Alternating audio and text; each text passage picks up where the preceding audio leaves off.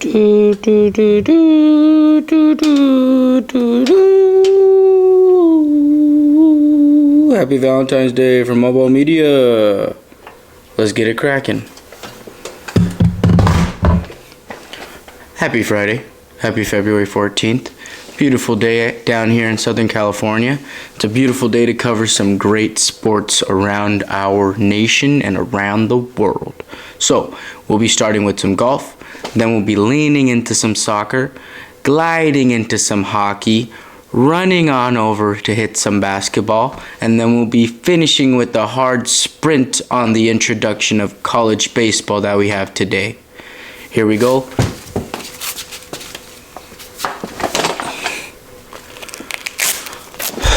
Gotta get the glove on, because we're talking about golf. This week, we have the PGA visiting Torrey Pines in La Jolla, California once again. Obviously, it's kind of due to the things that happened at Pacific Palisades, so shout out recovery and wellness to everybody out there. But looking forward, we hope everybody's all right, and we hope everybody kicks some ass on this golf course. I'll tell you what, because everybody is doing okay. The golf course is playing pretty wet. Pretty windy yesterday, so everybody has a chance this weekend, and that's if you get there, though. So let's just take a look at the current leaderboard. We have Denny McCarthy at 4 under. We have Seamus Power at 3 under. Tied with Seamus, we have Patrick Rogers as well as 3 under. Both those gentlemen had 4 birdies and a single bogey on the day. Denny actually had 5 birdies, 3 bogeys, and he eagled the 18th. So way to finish strong, Denny, on the day. Tied for 4th, we have Davis Thompson. We have Wyndham Clark and the Scotty Scheffler. All of them are 2 under after one day of play. They all got 4 birdies, 2 bogeys. And Scotty had a clean card up until halfway through his last 9, and he just bogeyed 1 hole. So keep an eye out for Scotty. You can't really count that guy out, especially when he's playing average golf. I don't know about birdie golf, but he's playing very well and consistently at the moment. Missing some putts, but that's everybody. Not really his style as we're used to seeing him. But, I mean, he's human after all, but we still got time to hit those majors up. Just another little update on the scoreboard. Nick Dunlap is 1 under. Sam Burns is 1 under. Nico Echeverria is 1 under. And Minwoo Lee is 1 under. Even after one day of play, we have Corey Connors, the Canadian, Sahid Tagala, Rory McIlroy, and Aaron Rai. 1 over on the day, we have Justin Thomas, we have Victor Hovland, Tom Kim, Shane Lowry, and Colin Morikawa. 2 over on the day, we have Patrick Cantley, Ludwig Auberg, Matt Fitzpatrick, and Keegan Bradley. Just some other names I wanted to write down. I thought I just like them and they're significant. Tony Finau is 4 over on the day. Max Homa is also 4 over on the day. And Dietrich, Thomas Dietrich, the gentleman that had just won the Waste Management last week out in Phoenix, he is also 4 over after one day of play. Just thought it'd be kind of cool to shout out Ricky. He did withdraw last week from an illness, so hope he's doing better health-wise. He is 5 over after one day of play. It's not the worst thing. Definitely still a chance to come back. So we'll see how these gentlemen all fare on the course the rest of this weekend, and we'll see who makes the cut. I do believe it'll be around even or maybe even 1 under, just because it is still pretty wet from the rain that we've had this week, and there's definitely going to be a good amount of wind down there on the coast in La Jolla. So keep an eye out, stay tuned. We'll have an update for you on Monday, and then we'll be looking forward into the next tournament next weekend. Alright guys, next order of business, we're going to be covering the Champions League updates for the knockout round. We're just 1 week in. We do have another week including aggregate, so we'll see how everybody kind of pairs up with everything going on and if they can finish strong for this first round in the knockout and move on. So the first match we had was PSG versus Brest. They did beat them 3-0. Man City lost to Real Madrid 3-2. Sporting did lose to Dortmund 3-0. Juventus beat PSV 2-1. Club Braga beat Atalanta 2-1. Celtic lost to Bayern 2-1. Monaco lost to Benfica 1-0. Feyenoord, probably butchered that, but it's Feyenoord. They beat AC Milan 1-0 in the first match, so keep an eye out on that one. That one was pretty good. So that's just your nice basic update. We'll see how next week pairs up with the aggregate scores. Some of these guys are going to have a tough time, like that PSG 3-0 against Brest, Dortmund against Sporting. But you never know. Everybody has a chance when it comes to those aggregate scores. So keep an eye out for those games, and we'll be giving an update and a preview for the following week. Okie dokie. Next order of business, we will be covering and talking about the Four Nations Tournament. The NHL is currently taking a 2-week break to honor this good old tradition between the USA, Canada, Finland, and Sweden. As far as you know, we have played 2 games, because that's as much as I know. And they've been pretty decent. The Canada-Sweden game was a banger. They went to overtime. Canada did take the win 4-3 over the Swedes. And Sidney Crosby had 3 assists. The 4 goals for Canada were Mark Stone, Brad Marchand, and Mitch Marner, as well as Nate McKinnon of the Colorado Avalanche. So, real interesting to see all these lads play together. They play like they've been playing together the whole season, and they get together and they just put skates on ice and pucks in goals. It's pretty cool stuff to see. The other game that we had this week on Thursday was the USA versus Finland. Started off very, very close. That first period was 1-1 for quite a bit, and then the USA kind of ran off with it after the second and the third. There was a good minute where they had 2 goals within like 30 seconds. It was to Chuck and then another gentleman. His name escapes my mind at the moment, but he's a dog. So yeah, those are the 2 games that have been played. An update for this weekend: we have 2 more games on Saturday, the same day, doubleheader. Finland will be playing Sweden at 10 a.m. Pacific. The USA will be playing Canada at 5 p.m. Pacific. So keep an eye out for those games. They're definitely going to be a good watch, especially that Canada versus USA. It's going to be really cool to see a good amount of, I feel like, the teammates play each other regardless, and it's really kind of interesting to see like maybe a rival in some aspects of the game having to team up with you. There have been some injuries early on, so there's been some substitutions within the teams already. So yeah, much health and wellness to all those guys. Don't want to get hurt, but I mean, that's hockey for you. They're definitely doing their best they can. But once again, you're going 100 miles per hour with the puck coming right at your head sometimes, so stuff's going to happen. It's going to be really good. That was the update to Saturday. Monday, we have another doubleheader. We'll be covering a little bit more in depth and reviewing what happened on Saturday on Monday's episode. We will be having Canada versus Finland and the USA versus Sweden. Canada-Finland at 10 a.m. Pacific, and then Sweden-USA at 5 p.m. Pacific. Yeah, that's the update for Monday. We'll see how those things are going to end up. And then after all is said and done between those 4 games, we will be having the Thursday game on Thursday, obviously. I'm sorry, that means that we'll be having the championship game on Thursday. So keep an eye out for that. The 2 top teams will just be going at it. And then this little break and hiatus will be over, and then we'll be right back to good old hockey.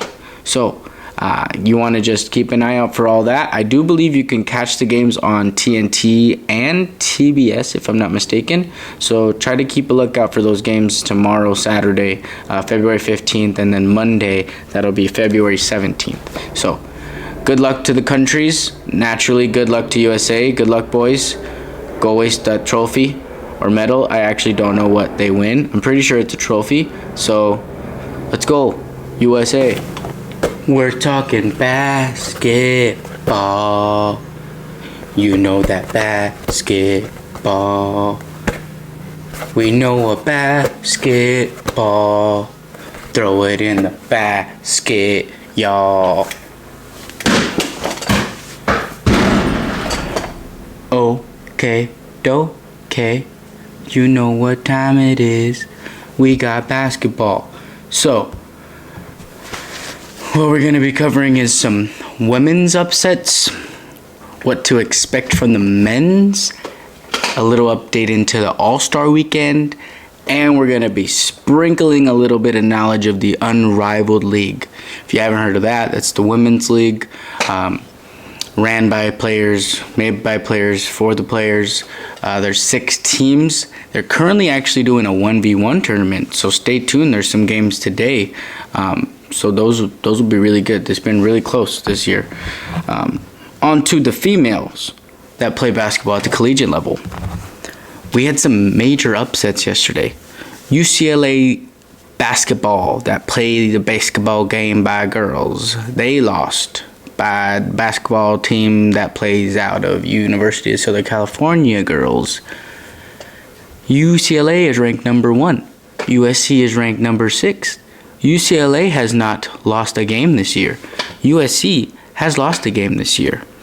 USC beat them 71-60, and Juju Watkins hit her 1,500 career point mark, and that's gangster. I don't know if she's gonna catch Caitlin, but that's sick. Notre Dame won. Naturally, they beat Pittsburgh. Texas beat Kentucky. Both of those teams are ranked 3 and 8. It was a close game, but Texas ran away with it. They ran away and they didn't let go. They did not let go. South Carolina rolled the Gators 101-63. Duke beat Wake Forest 47-72. The minor upsets as well were that Nebraska, not ranked, beat Maryland, ranked 17, 91-71. Clemson, not ranked, beat Georgia Tech, ranked 19th, 68-61. Louisville, not ranked, beat Florida State, ranked at 23, 83-69. So those were pretty much all the upsets yesterday as far as ranked opponents losing to non-ranked opponents, or ranked opponents just losing to lower ranked opponents as well. Outside of the Texas game, that one was not the one to look at. But yeah, that's the update for the women's. Just a little one, nothing too crazy. We're just in February, so it's the best time of the year though, because you know what's after February? March. The madness begins. But we gotta wait a couple more days, so keep an eye out on who will be qualifying out of their conferences, because you never know when those late seeds just show up for one game of basketball and then you got to throw your bracket away. On to the men's. There wasn't too many games yesterday, as in Thursday, February 13th. We had Memphis win. Memphis is ranked 14th. They beat South Florida. Maryland won. They beat Nebraska 83-75. Those were the only ranked teams that actually played yesterday. So as far as that is concerned, those are the pretty much updates of what has been happening for yesterday. It's still kind of early. Everybody's getting an idea of how these conferences are shaping up, but you all know the real magic starts in March. So we'll see how everybody finishes their regular seasons in their conferences. On to the men that play professional basketball. Today marks the beginning of the All-Star weekend. They are in San Francisco. They are at the stadium where the Golden State Warriors play their basketball games. Let me just pull this up real quick. Just making sure we got all of the teams sorted and the events ready to go. So, we will be having games and events this whole weekend.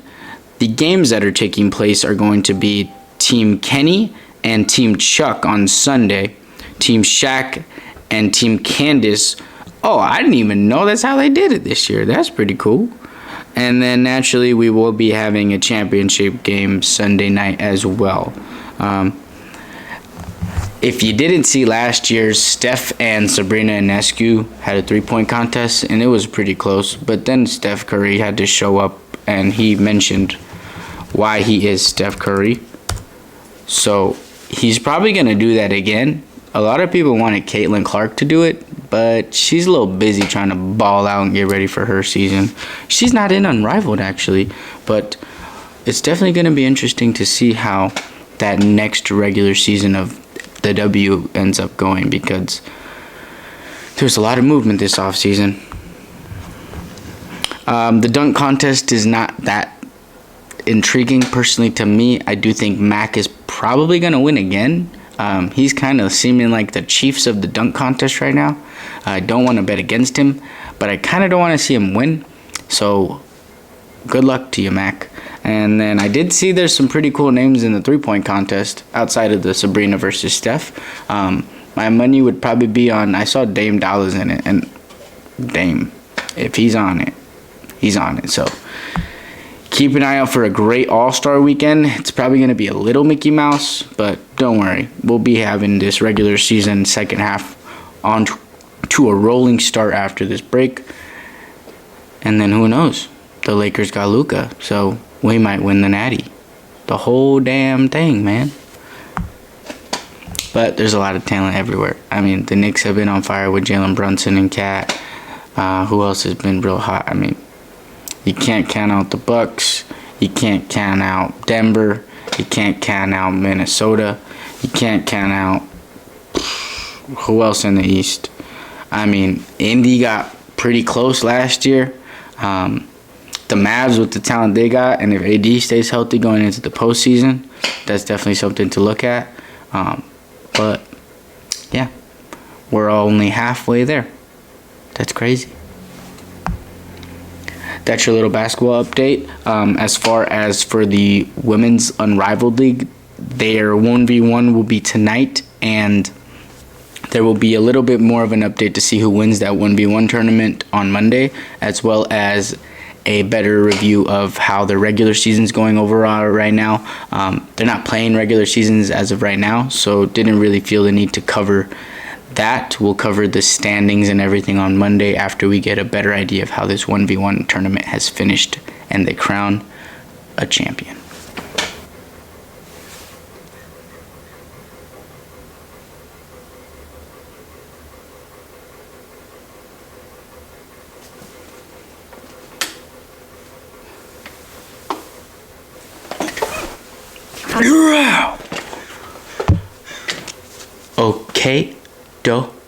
Okay. We got college baseball, all right? Currently, some active updates on the scoreboards for today. We have some pretty crazy-ass scores. With the baseball at the beach game, we had the University of Washington Huskies playing Kansas State Wildcats. The Huskies did win that game 9-2. UConn lost to Stetson at the Puerto Rico Challenge. So the boys might be having a little too much fun from UConn down in Puerto Rico, if you know what I mean. UK, aka Kentucky, they're gonna beat Limcomb. They're winning 5-0 right now. It's the bottom of the fourth. So if you want to take a live spread on Kentucky minus 4.5, that might not be the worst idea of the day. We got Eastern Michigan beating Pittsburgh 4-1, top of the fifth. Virginia Tech is winning by 10 points to 0 points to Bucknell, top of the fifth. Mississippi State is whapping that booty of Manhattan 17-0. Can you believe that? That's ridiculous.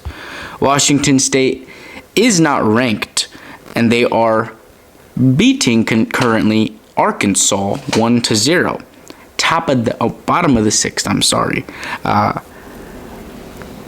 Mississippi State's actually ranked 18th. I'm sorry. So that is not actually that crazy. I sit corrected.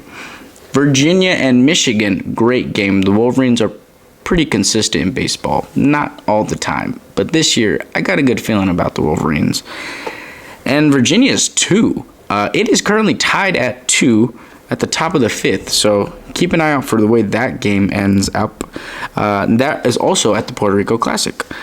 Oklahoma State, ranked 17th, is playing Clemson, ranked 15. 5-6 Clemson top of the 8th, and that is for the Shriners Children College Showdown, if you know what I mean.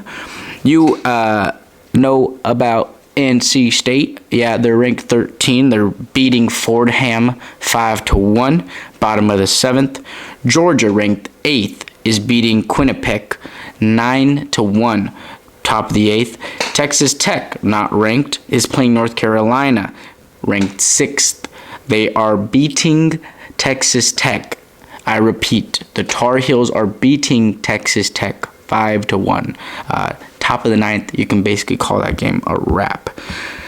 Some games that I really, really like today are the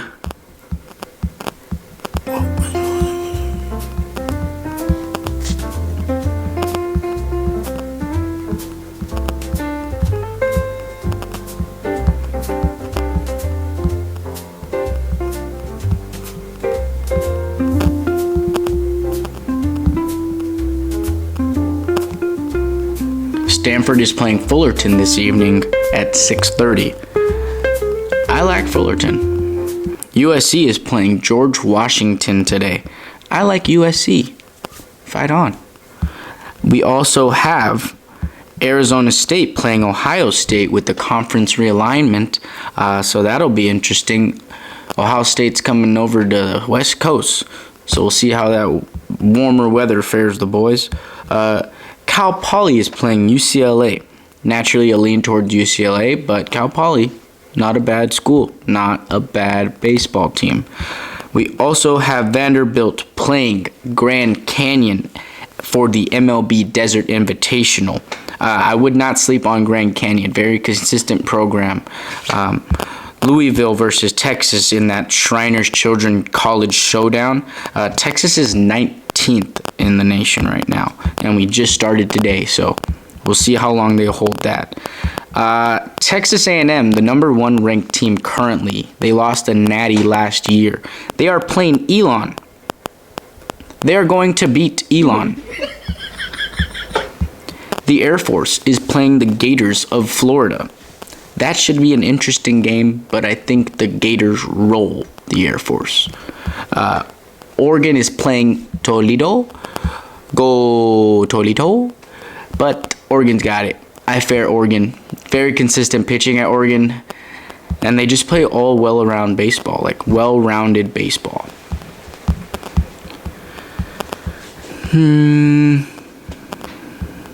There's some other games to highlight, such as the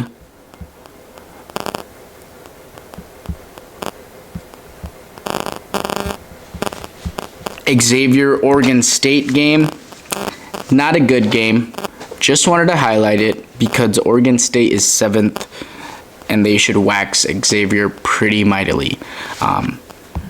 That's just a quick baseball update. I do want to mention and sprinkle a little bit of softball because there's some good tournaments and games going on today on the diamond where the balls are soft. Virginia Tech is playing Northwestern. Virginia Tech is 18, Northwestern is 20. They have just kicked off for the Purple and Gold Challenge. We also have the Bubbly Invitational. Boston College is playing Duke. Duke is ranked 14th. The game is currently 3-1, top of the 3rd. So there has been a update to some of these games. Some people already got waxed, and it's not even noon on Valentine's Day. Texas A&M Commerce beat Nebraska 20-1 in 5. Nebraska's ranked 17th. It's the Troy Cox Classic. Put some respect on Troy Cox, Nebraska. Crazy. Looks like we had a bit of a banger of sorts by Incarnate Word in Pittsburgh. Their game ended 7-8. Houston is not playing in that game. It is Pittsburgh. They took the win. That is at the Houston Classic. That is why I said Houston. Some other updates for this evening's game. Oklahoma State is playing UCLA at the Shriners Children Clearwater Invitational presented by Evo Shield. This is not a sponsorship by Evo Shield, but they got some good stuff. I lean the Bruins. In other games today, we also have the Tar Heel Invitational, Littlewood Classic, Raging Cajuns Invitational.